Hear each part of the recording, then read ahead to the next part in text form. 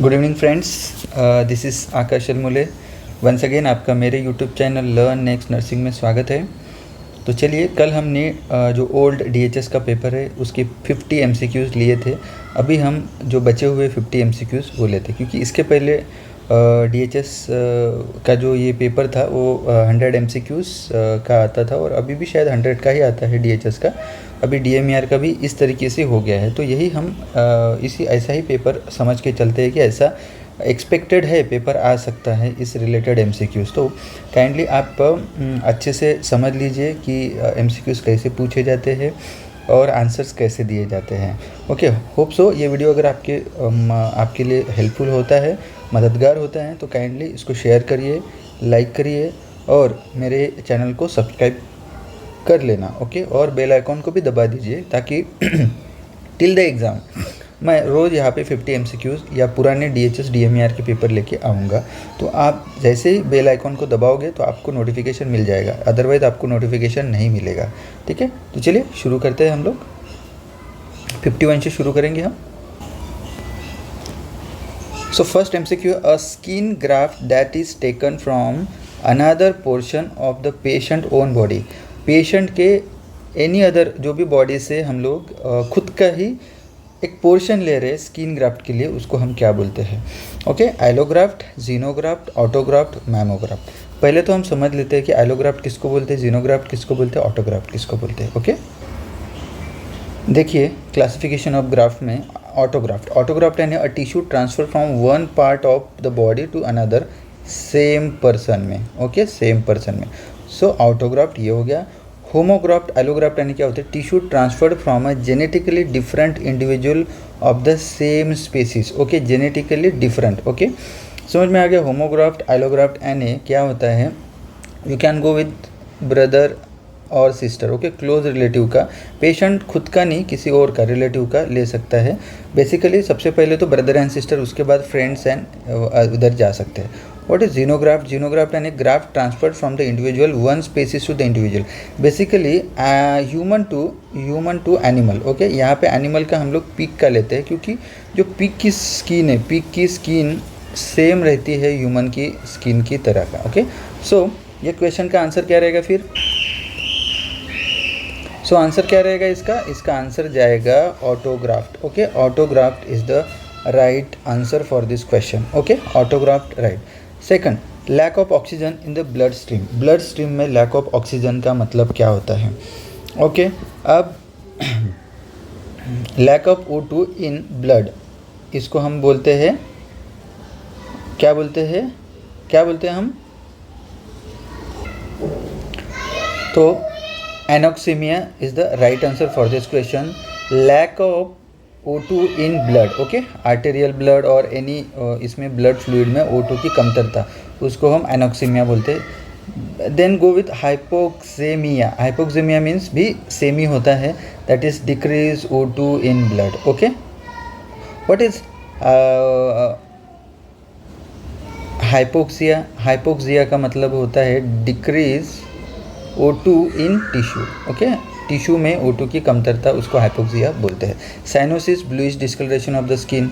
ठीक है, so the right answer is anoxemia. Okay, anoxemia is the right answer for 52। Then 53, one of this is not a phase of nursing process. Okay, nursing process में कितनी phases होते हैं वो पहले देख लेते हैं हम लोग। नर्सिंग प्रोसेस में देखिए, यहाँ पे नर्सिंग प्रोसेस में असेसमेंट पहली स्टेज, दूसरी डायग्नोसिस, तीसरी outcome, planning, implementation and evaluation, इतने स्टेजेस है इसके। ठीक है, तो अभी हम देख लेते हैं कि देखो ये है nursing process. Okay, nursing process. Okay, अब देख लेते हैं हम लोग राइट आंसर क्या रहेगा क्वेश्चन का। आपको भी समझ गया होगा कि क्या क्या स्टेजेस आती है, क्या क्या फेजेस है नर्सिंग प्रोसेस के। According to this, one of this not a phase of nursing process. Implementation evaluation है, असेसमेंट नर्सिंग डायग्नोसिस है, प्लानिंग इम्प्लीमेंटेशन है। सो कंप्लीशन एंड कंपनसेशन ये नहीं है, तो this will be the right answer. Okay, ये नहीं है। Broca area, Broca's area of the brain controls the muscle movement of. अब कौन से मसल मूवमेंट कंट्रोल करती है Broca's area? Vision, hearing, speech, equilibrium. तो राइट आंसर रहेगा आपका स्पीच। जो ब्रोका एरिया है वो स्पीच मसल्स, ओके, स्पीच की जो मसल्स है उसको कंट्रोल करती है। Okay, related to the speech, Broca area related to the speech. Okay, आपको मैं एक ये दिखा देता हूँ, इमेज दिखा देता हूँ। This is the Broca area. Okay, यहाँ पे देख सकते हो, this is the Broca area. ये ब्रोका एरिया का काम क्या है, ये देखो, Broca area related to the muscle of speech, production of speech. Okay, next MCQ है ये, is known as power house of cell. Okay, power house of cell सभी को पता है, हम बोलते हैं माइटोकॉन्ड्रिया। माइटोकॉन्ड्रिया क्या करता है, एनर्जी प्रोड्यूस करता है in the form of ATP। Okay, ठीक है, आपको सेल का स्ट्रक्चर दिखा देता हूँ मैं आपको। This is the cell of structure, cell का स्ट्रक्चर है, यहाँ पे आप माइटोकॉन्ड्रिया दिख रहे हैं। ओके, ये this is mitochondria, this is nucleolus, this is nucleus. Okay, ये सबको साइटोप्लाज्म कहाँ पे रहता है, ये सब आपको दिख रहा है। This is the structure of cell. Okay, next 56, the best method of sterilisation. सभी को पता है best method of sterilisation is autoclave. Okay, sterilisation की बेस्ट मेथड ऑटोक्लो है। Then in Indian society, marriage of one man to one woman. Okay, one man and one woman. Okay, this is called as monogamy. Okay, monogamy माने एक मर्द और एक female. Okay, जो marriage types of marriages में monogamy is the right answer. One man marriage to the one woman, that is called as monogamy. Okay, अभी हम देख लेते हैं कि टाइप्स ऑफ मैरिजेस देखेंगे। यहाँ पे देख सकते हो types of marriages, one wife many husband, हम पॉलीएंड्री को बोलते हैं। Okay, then one husband many wifes को पॉलीगैमी बोलते हैं। Okay, and one husband and one wife, this is monogamy. तो right answer is monogamy. Okay, next question है performance appraisal helps in administrator. जो एडमिनिस्ट्रेटर रहेगा उसको कैसे हेल्प करेगा परफॉर्मेंस अप्रेजल। परफॉर्मेंस अप्रेजल जज the ability and the work and employ, determine the weakness, suspend the employ, नहीं ये नहीं हो सकता। टेक अ डिसिप्लिनरी एक्शन, नहीं। Threaten to warn the employ for his task, no.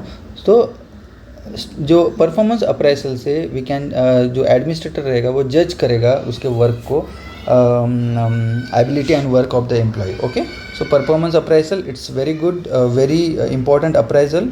जो लोग काम करते हैं हॉस्पिटल में हो या कहीं पे भी हो, सो परफॉर्मेंस अप्रेजल जो उनके एडमिनिस्ट्रेटर जो HR रहता है वो देखते रहता है। साल में एक बार परफॉर्मेंस अप्रेजल होता है टू जज the ability and work of the employ. Okay, next 59, low set of ear. Low set of ear children कहाँ पे दिखेगा, डाउन सिंड्रोम में आपको दिखेगा। ठीक है, low potassium level in the blood. Low potassium level in the blood we call is hypokalemia. Increase है तो हाइपरकैलेमिया। ओके, हाइपरकैलेमिया बोलेंगे, डिक्रीज है तो हाइपोकैलेमिया।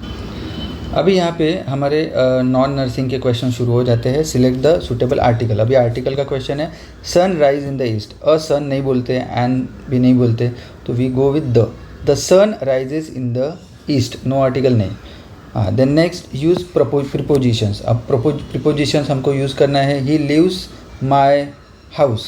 अब बताइए मुझे, यहाँ पे थोड़ा सा रॉन्ग हो चुका है ये क्वेश्चन, तो हम लोग इसको करेक्ट कर लेंगे। ओके, बाय भी नहीं आएगा, ऑन भी नहीं आएगा, टू भी नहीं आएगा। दिस इज रियर नहीं, this is near. Okay, he lives near my house will be the right answer. Next 63, select the correct question tag. Okay, I am a master, amn't is the right answer. Okay, aren't I नहीं बोलोगे, don't I नहीं बोलोगे, are आई नहीं बोलोगे। Okay, select proper noun. Mister Patil is a teacher. Mister Patil is a teacher, teachers English. Okay, she नहीं, you नहीं, he. Okay, he teaches English will be the right answer for this question. Give one word for one who writes stories and novel. Okay, poet बोलेंगे क्या, नहीं, author बोलेंगे हम इसको। ठीक है, singer नहीं, stories and novel लिखने वाले को हम बोलते हैं author। ठीक है, नेक्स्ट है 66, select the answer in the following relation. Horse का घर कौन सा है, स्टेबल है। ओके, हॉर्स जहाँ पर रहता है उसको स्टेबल बोलते हैं। तो बर्ड कहाँ पर रहेगी, बर्ड ये रहेगी नेस्ट में। Nest will be the right answer for this question. Find the odd man out. Odd man out हमको करना है। कोल्ड, हॉट, वार्म ये रिलेटेड टू द टेम्परेचर है। स्वीट ये टेस्ट से रिलेटेड है। Twist, sweet is the odd man out. Select the correct antonyms. Okay, friend का friend म्हणजे मित्र, तर आपण म्हणू enemy. Enemy is the right answer. Antonymy आणि विरुद्धार्थी शब्द इंग्लिशमध्ये. Okay, select the correct contracted form. Will not का कॉन्ट्रैक्टेड फॉर्म क्या है, वोंट. वोंट राइट आंसर रहेगा. ठीक है, want will be the right answer for this question.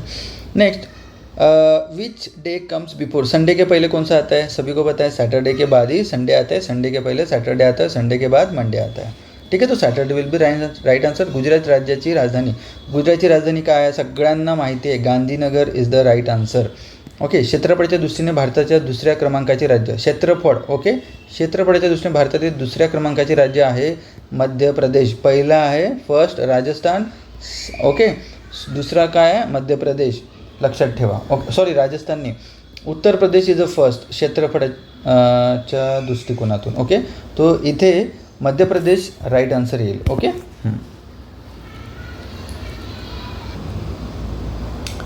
Sorry, क्षेत्रफळाच्या दृष्टीने पहिलं राजस्थान, राजस्थान सर्वात मोठं आहे, दुसरं मध्य प्रदेश येतं. आता लोकसंख्येच्या दृष्टीने जर विचारलं तर उत्तर प्रदेश. ओके, लोकसंख्येच्या दृष्टिकोनातून उत्तर प्रदेश हे पहिलं येतं. ओके, क्षेत्रफळाच्या दृष्टीनं राजस्थान फर्स्ट येतं आणि मध्य प्रदेश सेकंड येतं. राईट आन्सर हे मध्य प्रदेश. ओके. महाराष्ट्रातील सर्वात लांब नदी कोणती. ओके, लांब वाहिनी नदी कुठली, गोदावरी. खूप राज्यांमधून गोदावरी जाते. ठीक आहे, गोदावरी सर्वात मोठी. आपल्या नाशिकला सुद्धा गोदावरी आहे, तिथूनच उगम पावते ती. ठीक आहे. त्याच्यानंतर माउंट अबू हे थंड हवेचे ठिकाण कोणत्या राज्यात आहे. सगळ्यांना माहिती आहे माउंट अबू हे राजस्थानमध्ये आहे, राजस्थान आणि गुजरातल्या बॉर्डरला येते, तर बेसिकली हे राजस्थानमध्ये येते माउंट अबू. ठीक आहे. त्याच्यानंतर कृष्णा व कोयना या दोन नद्याचा संगम कुठे आहे. सगळ्यांना माहिती आहे कराडमध्ये, आपल्याच इथे पुण्याच्या बाजूला. ठीक आहे. वसंतराव नाईक यांचे मूळ नाव कुठले आहे, त्यांचं मूळ गाव आहे Gahule. Gahuli is the right answer. Jim Corbett राष्ट्रीय उद्यान नॅशनल पार्क कुठे आहे, उत्तराखंड. उत्तराखंडमध्ये जिम कॉर्बेट नॅशनल पार्क आहे. नेक्स्ट क्वेश्चन आहे, यशवंतराव चव्हाण यांच्या पत्नीचं नाव काय. यशवंतराव चव्हाण हे महाराष्ट्राचे फर्स्ट CM होते. ओके, महाराष्ट्राचे फर्स्ट CM यशवंतराव चव्हाण होते. त्यांच्या पत्नीचं नाव आहे Venutai. Okay, Venutai is the right answer.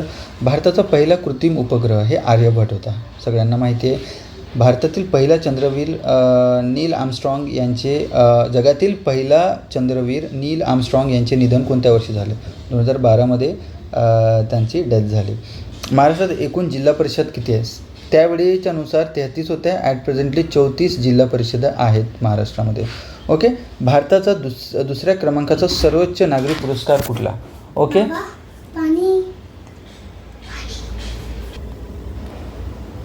Okay, तर भारताचा दुसऱ्या क्रमांकाचा सर्वोच्च नागरी पुरस्कार म्हणजे सर्वात पहिला आहे पद्मविभूषण. पद्मविभूषण हा फर्स्ट नंबर येतो, पद्मभूषण सेकंड नंबर येतो, पद्मश्री तिसरा नंबर येतो. ओके, 2023मध्ये 106 हे मिळालेत, काय म्हणतो त्याला, सगळे हे दिलेत, पुरस्कार दिलेत. त्याच्यामध्ये पद्मभूषण हे 6 दिले, 6 लोकांना. पद्मविभूषण आणि पद्मभूषण हे 9 दिलेत, 9 लोकांना. आणि पद्मश्री हे 91 लोकांना दिलं. ठीक आहे, तर जवळपास 106 लोकांना 2023मध्ये हा नागरी पुरस्कार मिळाला. तर सर्वात पहिलं पद्मविभूषण, त्याच्यानंतर पद्मभूषण. सो दुसऱ्या क्रमांकामध्ये Padma Bhushan is the right answer for this question. भारताच्या अतिदक्षिणेकडे ठिकाण कोणते आहे. इंदिरा पॉईंट हे येतं अंदमान आणि निकोबारमध्ये. खडकवासला धरण कुठल्या नदीवर आहे. हे आहे मुठा नदीवर. ओके, मुठा नदीवर पाणी अडवून तिथे धरण बांधण्यात आलेलं आहे, खडकवासला धरण. ओके. बॉलिवूडचा पहिला सुपरस्टार कुठला आहे. सगळ्यांना माहिती आहे बॉलिवूडचा पहिला सुपरस्टार 85चा पहिला सुपरस्टार आपण राजेश खन्नाला पहिला सुपरस्टार म्हणतो आहे. ठीक आहे. देन क्षेत्रफळाच्या दृष्टीने खालीलपैकी सर्वात छोटा देश हा आहे व्हॅटिकन सिटी. इथेच ख्रिश्चन धर्माचे धर्मगुरू असतात. ओके, पोप तिथे असतात. ओके. त्यानंतर पराद्वीप बंदर कोणत्या राज्यात. पराद्वीप हे ओरिसामध्ये आहे, उडीसामध्ये. ओके. 88 महाराष्ट्रात माहितीचा अधिकार दिन कोणत्या दिवशी साजरा. महाराष्ट्रात प्लस इंडियामध्ये आपण 28 सप्टेंबरला RTI दिवस या माहितीचा अधिकार दिन म्हणून आपण साजरा करतो. ओके. नेक्स्ट आहे भारतातील पहिला भुयारी रेल्वे मार्ग कोणत्या शहरात बांधण्यात आला. कोलकात्यामध्ये. भारताचे राष्ट्रीय पेय कुठले आहे. चहा सर्वात जास्त निर्यातसुद्धा होतो चहा आपल्या इंडियामधून, भारतामधून बाहेर, आणि भारतामध्ये सर्वात जास्त चहा पिला जातो आणि त्यामुळंच भारताचे राष्ट्रीय पेय चहा म्हणून ओळखलं जातं. 291, 225चे वर्गमूळ हे 15 आहे. ओके. त्याच्यानंतर 5चं वर्गमूळ काय, 125. ओके. 5 × 5 × 5 जर केलं तर 125. ओके. 11 पेनांची किंमत 77 रुपये आहे, तर एका पेनाची किंमत किती आहे, 7 रुपये. 7 × तुम्ही 11 कराल तर 77 येणार. अर्धवर्तुळाचे कंपासाचे माप हे किती आहे, अर्धवर्तुळ हा पूर्ण वर्तुळ आहे तो ह्या 360चा असतो, पण अर्धवर्तुळ म्हटलं तर 180 तुम्ही अंश लक्षात ठेवायचं. आयताच्या बाजू एकरूप असतात, हा आयत आहे. ओके. हा आयत आहे, ते बघा हा जो बाजू आहे त्या काय आहे, सम्मुख असतात. ओके, लक्षात ठेवा. नंतरचा क्वेश्चन काय आहे बघा, नंतरचा क्वेश्चन आहे सरळ व्याज. सरळ व्याज म्हणजे काय, P × N × R / 100. Okay. This is the formula for the simple interest. Okay. तो 100 इज राईट आन्सर. त्रिकोणाला शिरोबिंदू किती असतात, त्रिकोणाला शिरोबिंदू किती, 1 2 3. ओके, लक्षात ठेवा. 44चं वर्गमूळ 12. ओके. 12 × 12 करा, तुमचा आन्सर 144 येणार. शेकडा 65 म्हणजे काय, म्हणजे 100मधून 65. ठीक आहे. त्याच्यानंतर नफा म्हणजे काय, नफा म्हणजे विक्रीमधून जर खरेदी आपण मायनस केली तर नफा आपल्याला मिळेल. आणि तोटा म्हणजे काय, तोटा म्हणजे खरेदीमधून विक्री जर मायनस केली तर आपण तोटा मिळेल. तर राईट आन्सर विक्री मायनस खरेदी. ओके. सो हे झाले आपले सगळे 100 MCQ हा DHS एक्झामचे. ओके. उद्याला मी पुन्हा DHSचं जे पूर्वीचं जे DHSचं पेपर झालेलं होतं, एक 5 ते 6 DHS झालेले आहे आपल्या मागच्या 10 वर्षात, सगळे पेपर मी ॲड करणार आहे. तर काइंडली हे सगळे व्हिडिओ बघा, म्हणजे तुम्हाला एक्झामसाठी फायदा होईल. ठीक आहे. तरी पण लवकरच भेटू. ओके. जय हिंद.